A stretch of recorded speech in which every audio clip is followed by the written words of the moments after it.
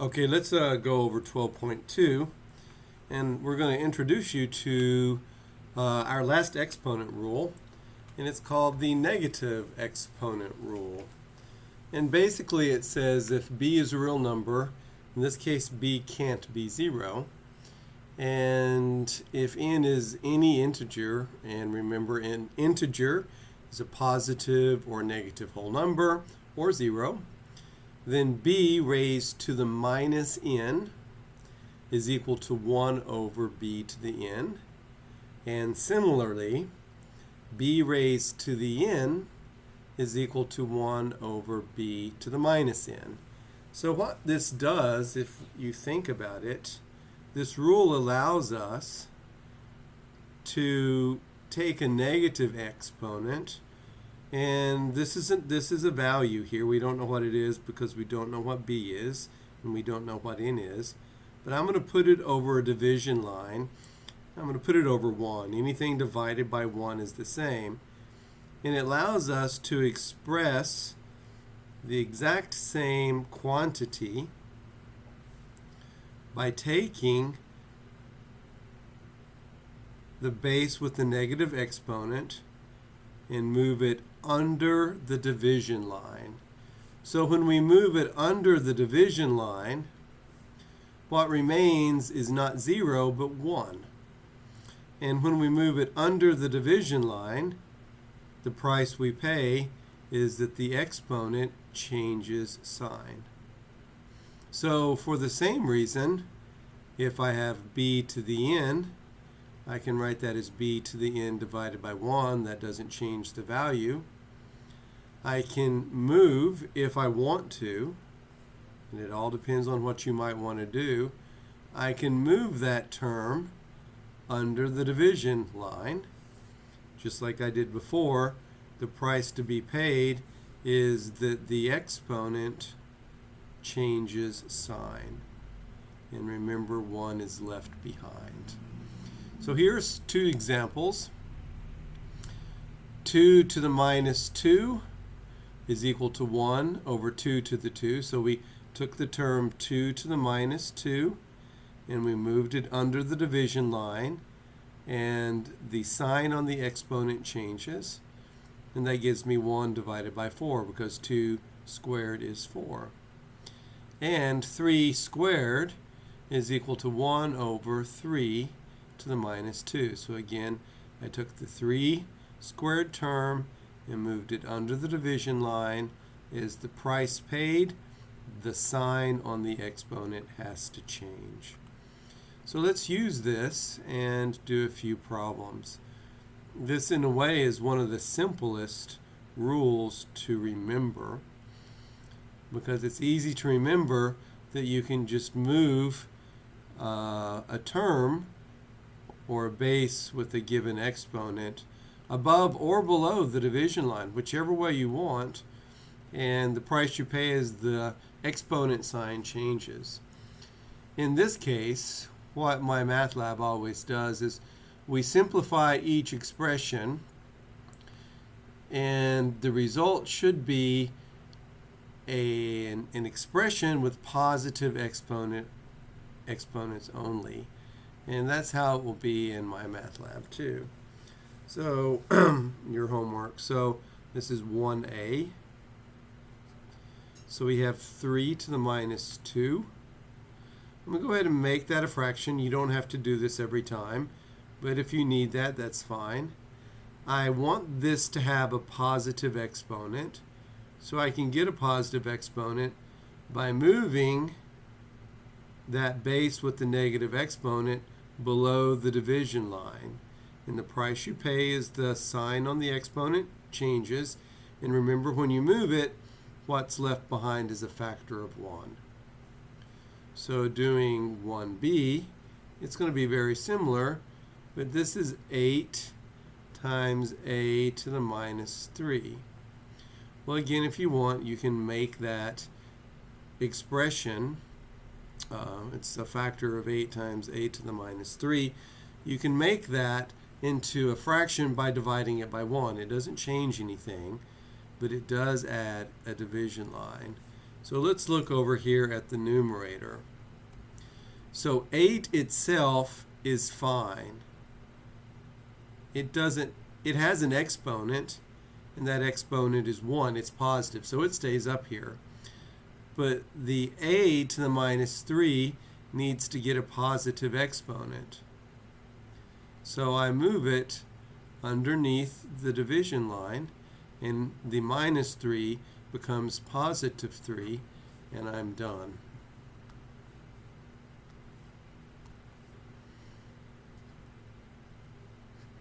So here we have x to the minus 4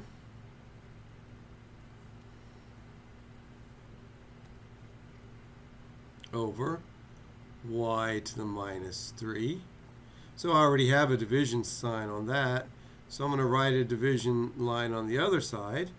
And as customary, I'm going to move the y to the minus 3 up to the top. And as a result, it's going to become y. The minus 3 changes the sign. And x to the minus 4 is going to move below the division line. And the price you pay is the minus 4 changes sign. So the answer is y cubed divided by x to the 4th. So 1D. We have 4 to the minus 2 plus 4 to the 0. So we're going to be using some of the former exponent rules that we learned in our last lecture. So I'm going to go ahead and make each one of these fractions by putting them over 1. Again, you don't have to do that, but while you're learning, that may be helpful. So over here, I'm going to add something plus another thing, and there's a division line for both of them. So 4 to the minus 2 is going to, this term is going to move to the bottom of the fraction.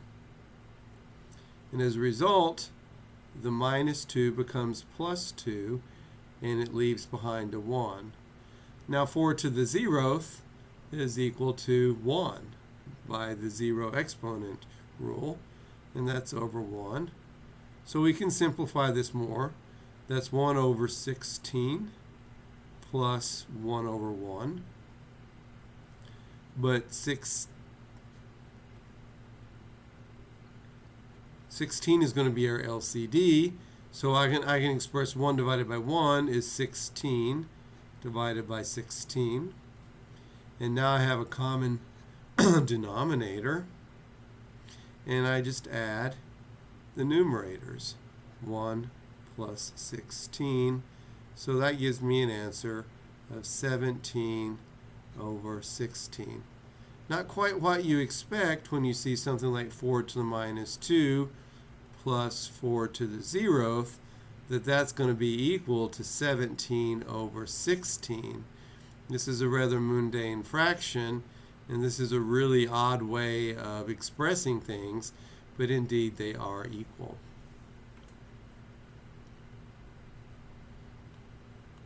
So let's go on to 2. So now we're going to start including in all of our tools all of the exponent rules that we used yesterday, and I will try to call out the names when I use them. So if you don't have your your exponent rules and scientific notation sheet, you might want to get it out unless you have them memorized already, which would be excellent. So this is going to be 2a. So I have a to the minus 6 times a to the minus 3 times a to the minus 2. Now, literally, one of the things I want to tell you right now, there's a lot of different ways to do these problems, but I want to go back to our exponent rules.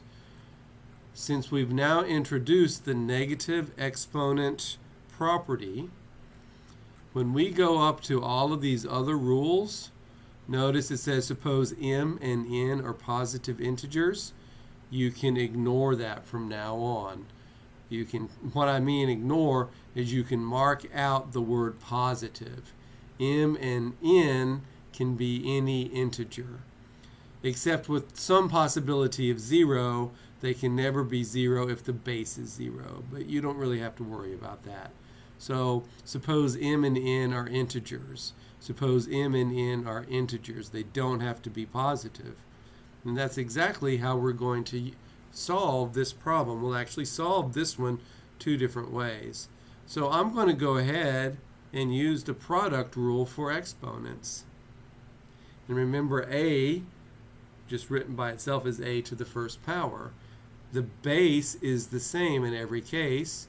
So this is a to the minus 6 plus a minus 3 plus 1 plus a minus 2. So that's equal to a. So minus 6 plus minus 3 is minus 9, plus 1 is minus 8, plus minus 2 is minus 10. And now we have to write this as an expression with a positive exponent. So I'm going to move the a to the minus 10 under the division line and replace it with 1 on the top of the division line. So that's just using the extended use of our very first rule by allowing all of our exponents to be integers. So let's do this same thing another way. So this is 2a, same exact problem, done another way. So I'm going to write a to the minus 6 times a to the minus 3 times a to the minus 2, and I'm going to write that as a fraction. So all of our exponents except the exponent on a are negative, so the a stays up here. So I'm going to move a to the minus 6 down below, and it becomes a to the 6th. A to the minus 3 becomes a to the 3, and a to the minus 2 becomes a squared. So that gives me a over 6 plus 3 plus 2 is a to the 11th. But now I want to use my quotient power of a, I don't know which one is it, quotient rule for exponents.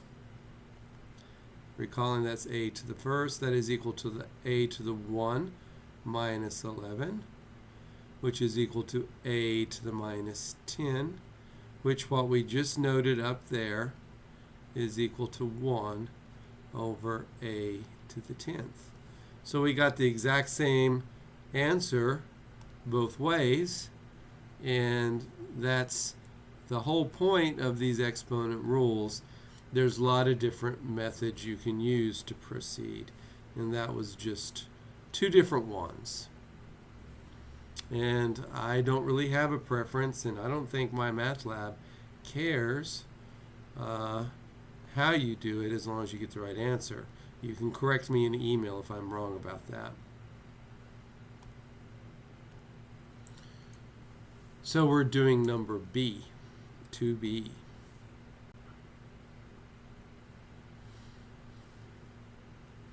So this is 2B. So again, we're combining rules from yesterday, or our last lecture, which I actually recorded last night, over x to the 15th. Well, you'll notice that our numerator in parentheses, so what's in parentheses is our base, and this is the exponent. But in parentheses, I have two things multiplied by each other. So this is a product. 2 times x to the 4th is a product. So this is going to be power of a product rule. So that's equal to 2 to the 3rd times x to the 4th, itself raised to the 3rd, over x to the 15th. Well, 2 to the 3rd is 2 times 2 times 2, which is 8.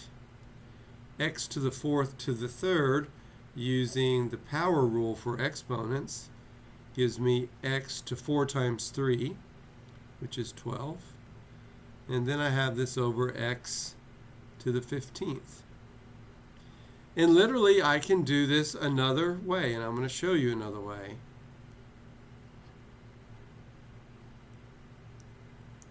Since 15 is larger than 12,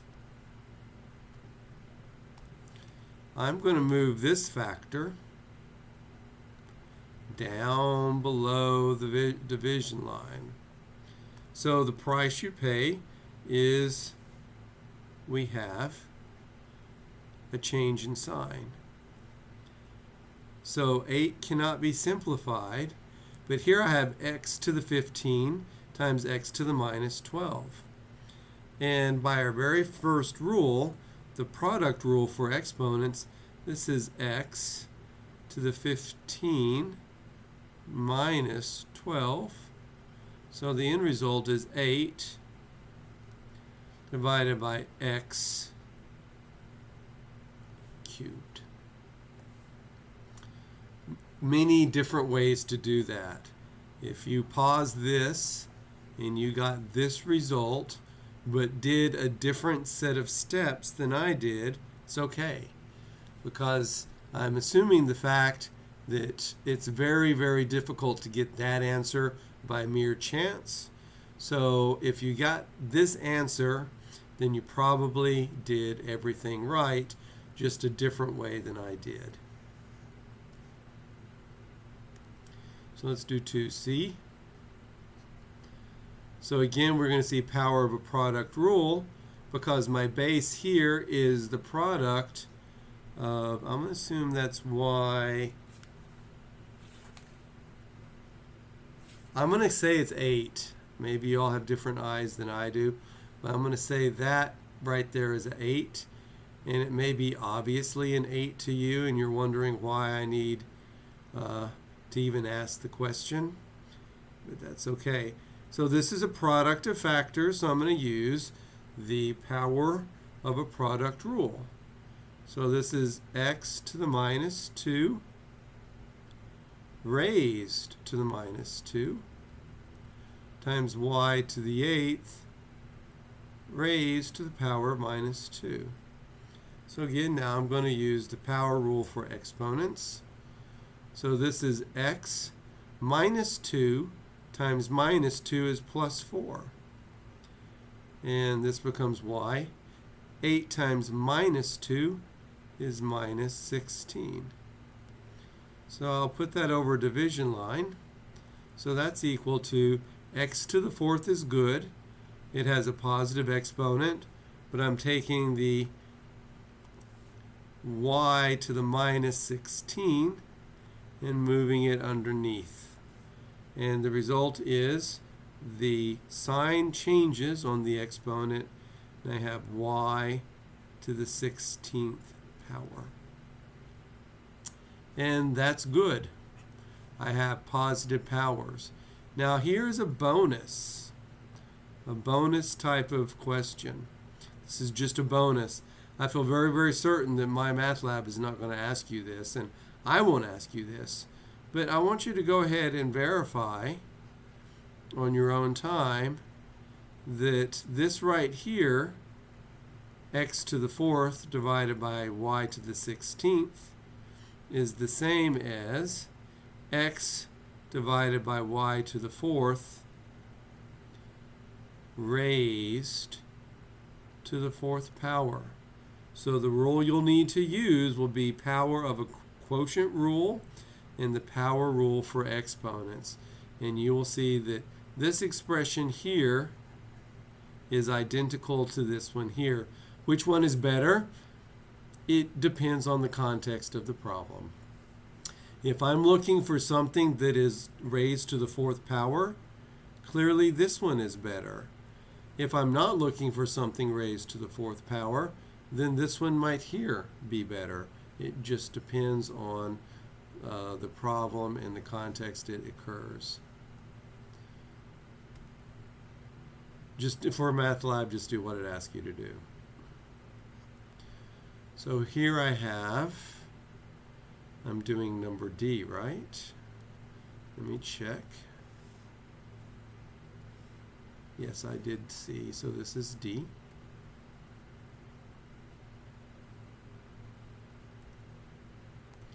So I need a bigger one of these, a bigger parentheses.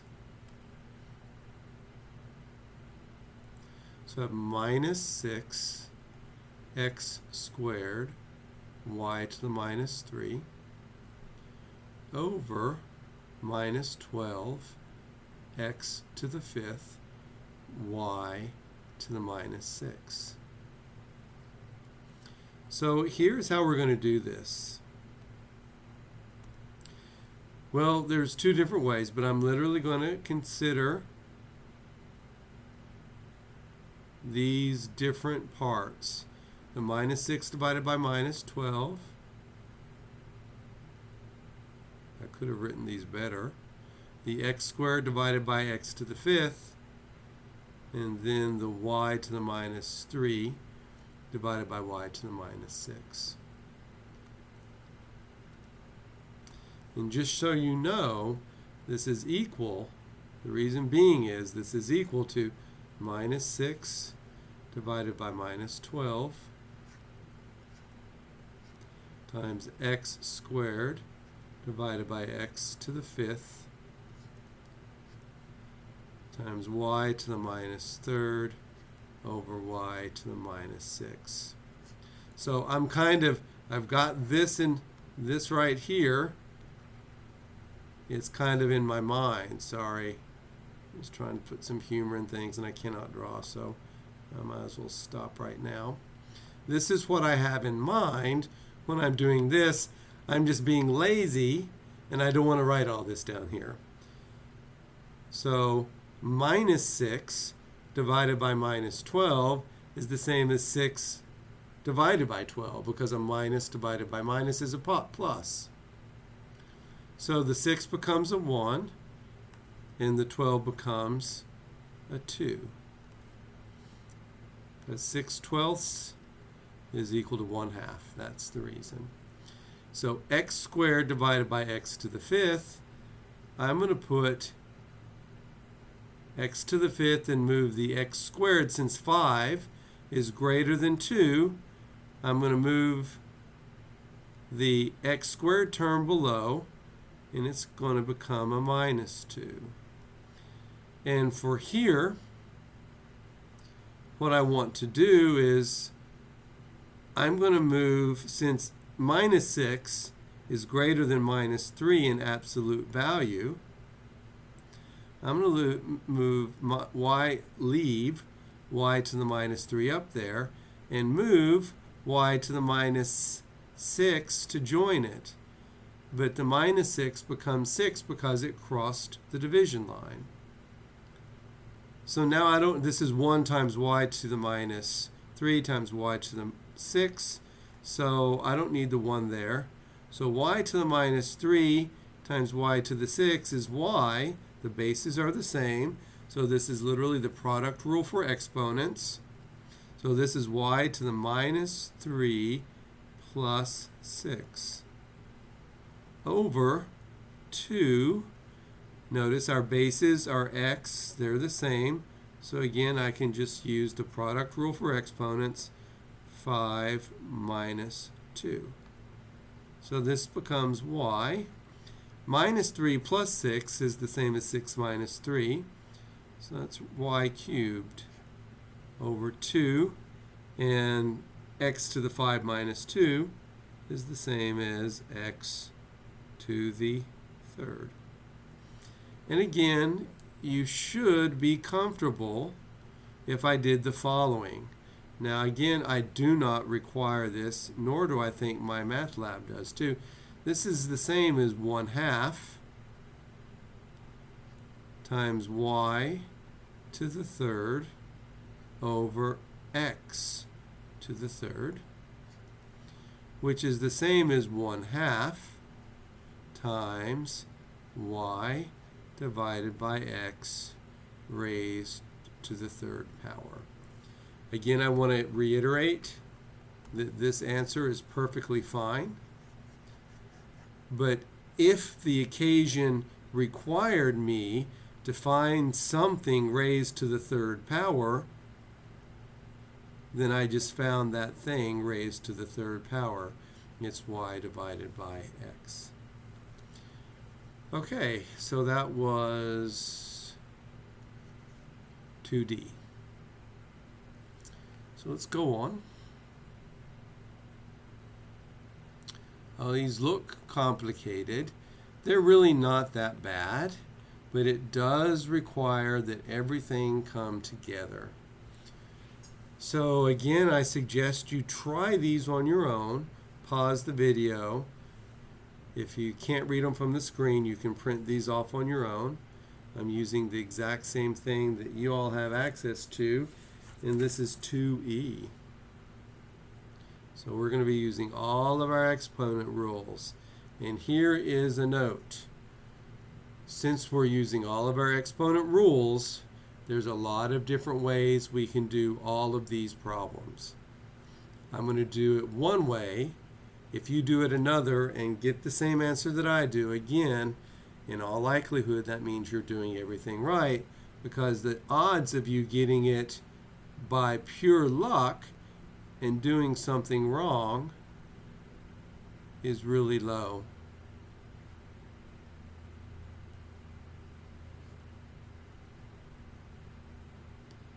Now, this is pretty obvious what we're going to be doing. Let's simplify.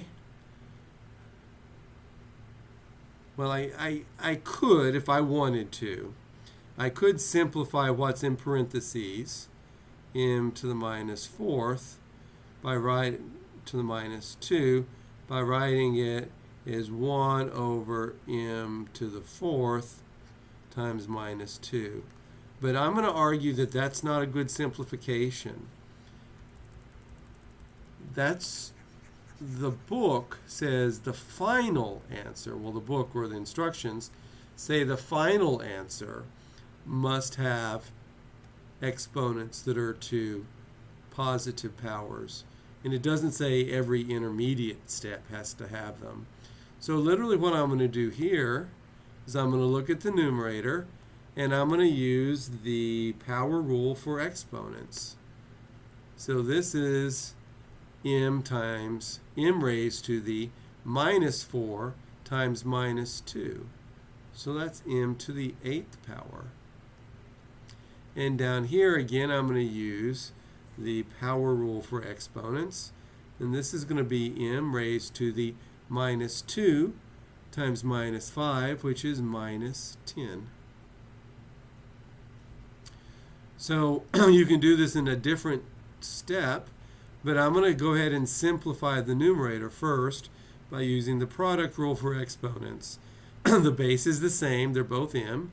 So this is m raised to the 2 plus 8 power raised over m to the minus 10. Well, that's equal to m to the 10th power over m to the minus 10th power.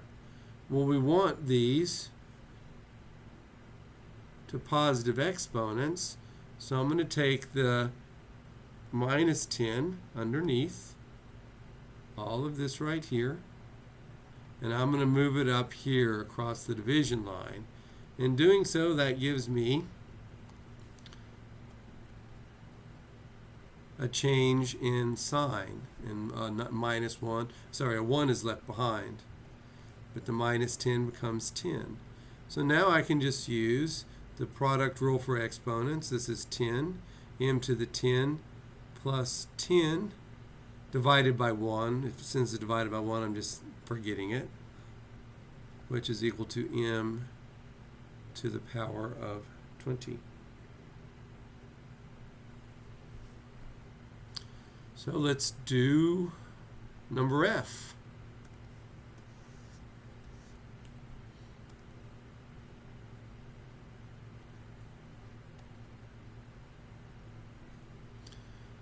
So 3xy to the 5th power divided by 2x to the 4th y to the 7th. All of this is going to be raised to the minus 3. And here let's use PEMDAS. And PEMDAS says simplify what is in parentheses first. So the 3 divided by 2 can't be simplified.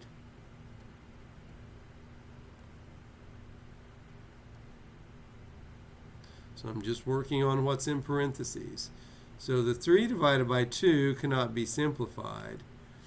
But since 1 is smaller than 4, I'm going to take the top term, x to the first, and put it down in the bottom. And it changes signs. And since y to the 5th is less than 7, 5 is less than 7, I'm going to leave y to the 7th here, and bring y to the 5th down below, and it becomes y to the minus 5th. So I'm not ready to use the final exponent, but I can simplify the denominator. X to the 4 times x to the minus 1 is x to the 4 minus 1, which is x to the 3rd. Y to the 7th times y to the minus 5 is y to the 7 minus 5, which is y squared. Now I'm ready to use the power of a quotient rule.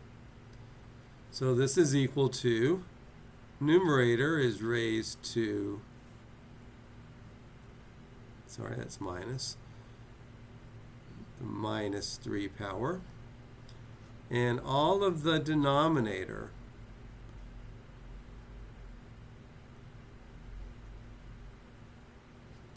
is raised to the minus 3 power. So I'm just going to switch the numerator and denominator. So if I move all of this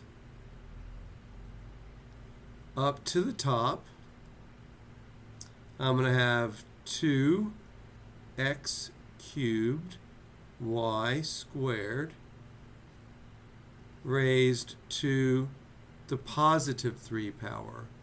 And if I move 3 to the minus 3 down to the bottom, I have 3 to the 3rd power. So I immediately changed the exponents so they're all going to be positive. So this is a product raised to a power, so this is going to be power of a product.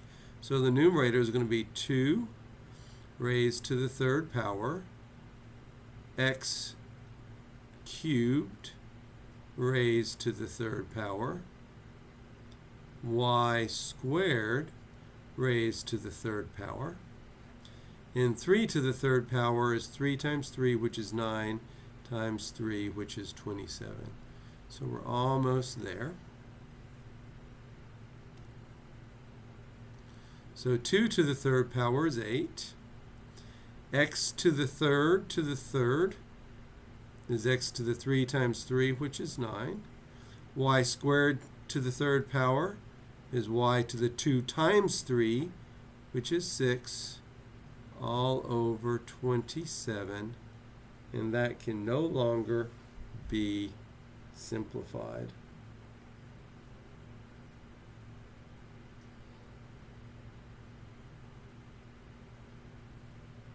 Let me check really fast. Let's check over our work. Make sure I copied everything down. 3x.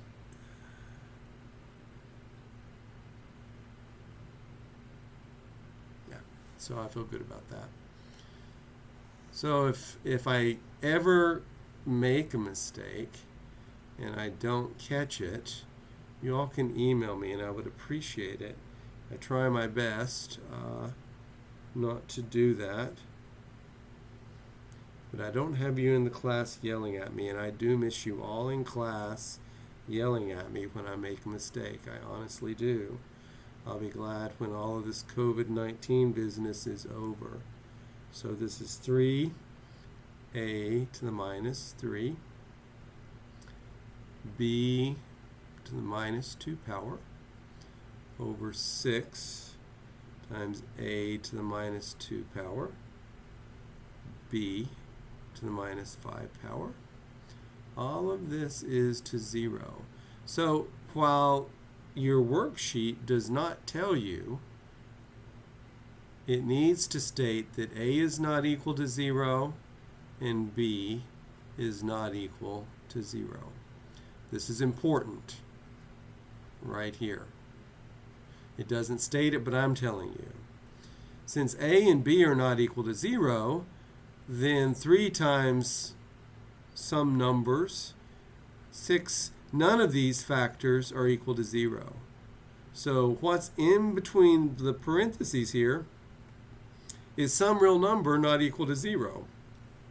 So let's just call all of this right here, if you want, all of this right here, let's just call it W. And we know that W is not equal to 0. Why? Because of this. A is not equal to 0 and B is not equal to 0. Hence W is not equal to 0.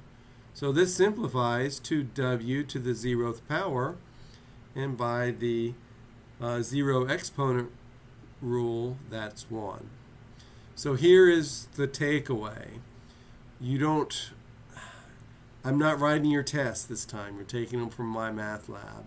So when you see something raised to a 0th power, you can assume all of the variables are not equal to 0. You don't have to rename all of that W. So W is equal to all of that right there.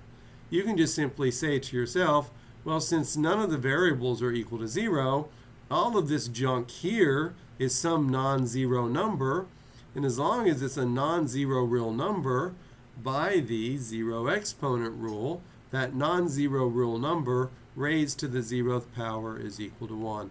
And this is just math stuff that if you ever get to college algebra, you may have to worry about some of this. But right now, I add it for the sake of completeness, rather than to give you something that you need to actually worry about at this particular level. Worry about in the sense that you have to repeat on an exam or in my math lab. So this is 2h. So we have minus 2 r to the minus 3 s to the minus 2 times t times minus 5 t to the minus 4. So again, what we're going to do is we're just going to collect our constant terms. So that's minus 2 times minus 5. And then we're going to collect any variable terms that are the same. Well, r to the minus 3 is by itself. There is no other r. There is only one s, so that's s to the minus 2.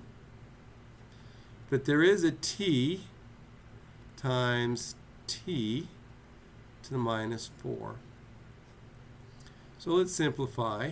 Minus 2 times minus 5, so that's times right there, is plus 10. R, you can see we're going to need a division line here. R to the minus 3 is the same as 1 over r to the 3. So that goes below the division line.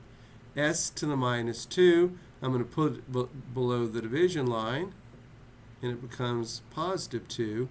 And t times, let's go over here, t times t to the minus 4 is equal to t to the 1 plus minus 4, which is equal to t raised to the minus 3.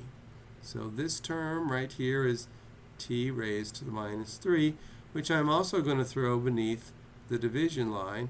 So I'm going to get 10 r cubed s squared t to the 3rd. Okay. So that's it for our exponent rules. There's something you definitely cannot forget as you move on through your math skills.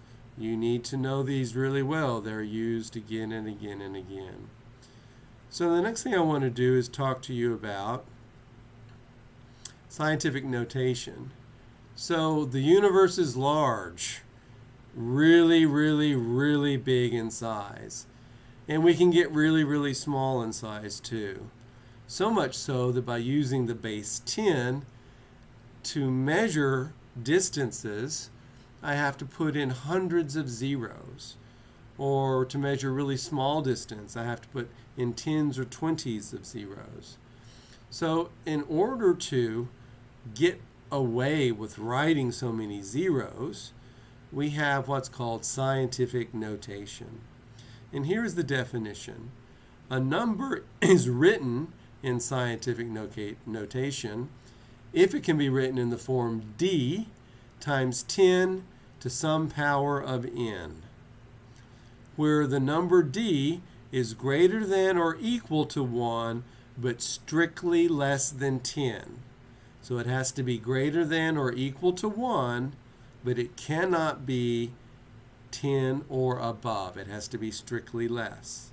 So for an example, 6.6260715, that's our d value, and notice 6.6260715 is greater than 1, but it's less than 10, and it's multiplied by 10 to the minus 34.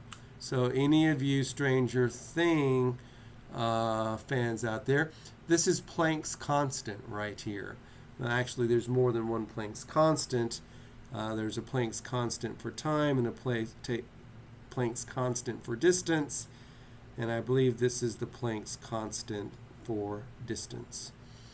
So let's actually work on converting numbers written in standard form. And standard form is just the way we write a regular number with a whole bunch of zeros, etc., versus given in standard form and writing them in scientific notation.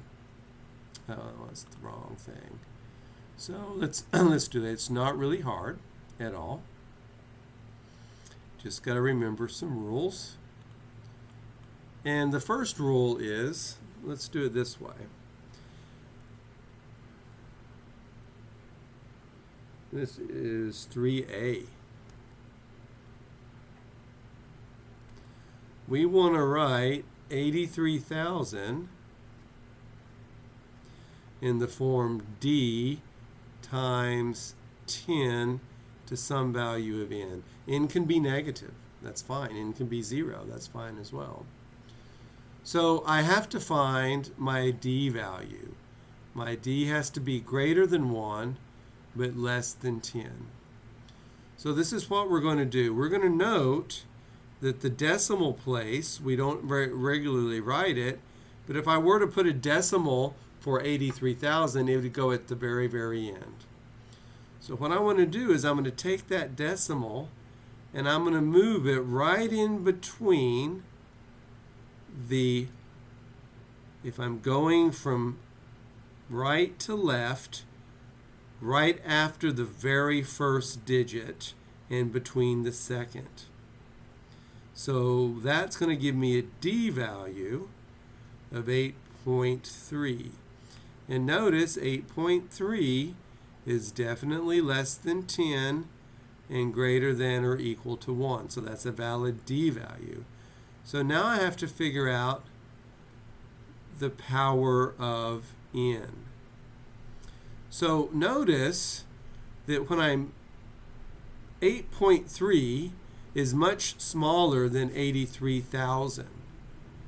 So I'm going to have to multiply 8.3 times some large power of 10. So the key is when I move to the left, I count the number of decimal places that I move. So there's the first decimal place, the second decimal place, the third, and then the fourth. So I move to the left 4 places. And left means positive. So it's 8.3 times 10 to the 4th. So over here, move decimal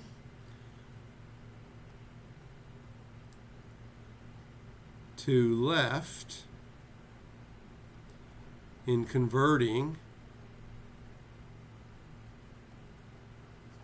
from standard to scientific notation. I'm going to be really lazy and just write SN. Means plus number of decimal places. Maybe I'll write all of this in a table at the very end. So let's just do another example. So this is 3b.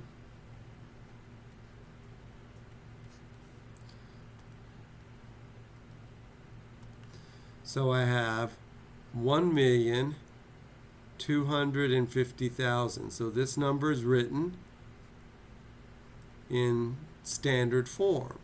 And I want to convert it to d times 10 to the nth power, where d is greater than or equal to 1 but less than 10.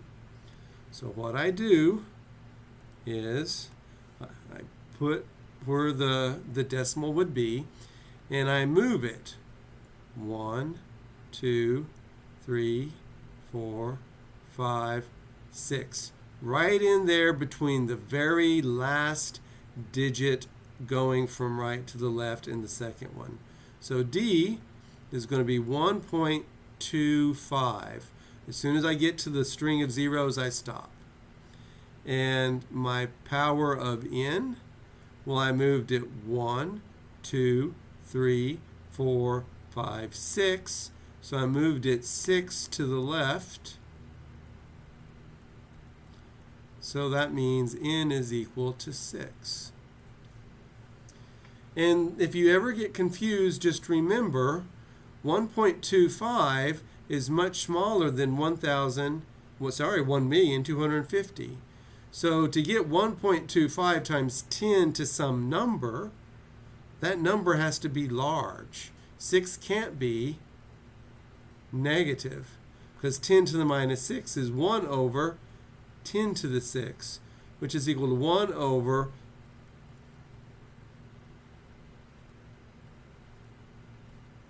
1,000,000, and that's a really small number. So let's do the next one.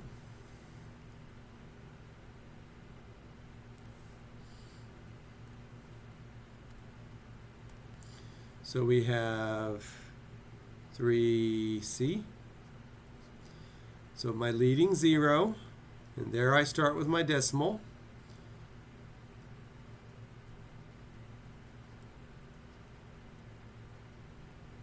And again, I want to write this as D times 10 to the n.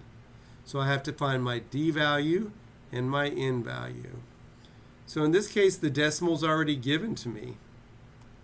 So what I do here is I move it 1 place, 2 places, 3 places, and 1 after the first non-zero digit. So D is equal to 1.54. And notice that value is greater than or equal to 1, but less than 10. But what is my n value? In this case, I move my decimals to the right, so that corresponds to negative values. So how many places did I move them to right? There's 1, 2, 3, 4. So that's 1.54 times 10 to the minus 4. And finally, so you just kind of have to remember what's going on here. And so I'll write down some things here in a second. We're doing 3D. 3D. Again, a small number. How many zeros is that? 1, 2, 3, 4, 5. 6, 8, 9. And again, remember our goal is to write this as d times 10 to the nth. So I have to find my value of d and my value of n. But in this case, it's again not difficult. So I move my decimal 1 place, 2 place, 3 places, 4 places, 5 places, 6 places. I'll put it right there. So d is equal to 6.89. And I moved it 6 places to the right, so n is equal to minus 6. So here is a kind of a table.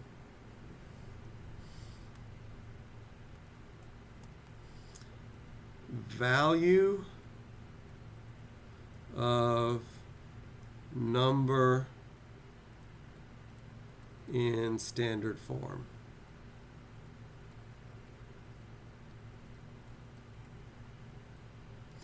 If the number is greater than 1, then n will be positive or 0. If it's less than 1, but greater than 0, this shouldn't be 1, this should be my value of my number x. So let me change that to x. So if my number written in standard form, which I'm calling as x, is between 0 and 1,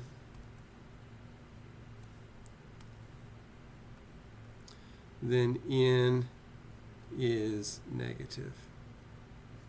So that's just the sign of your value n, and you find your value n by counting the number of decimal places before you get to if you're going to the right, you stop right after your first non-zero digit, and if you're going to the left, you start right before the very last digit. Most students don't have much problem with scientific notation. Okay, that's it for today.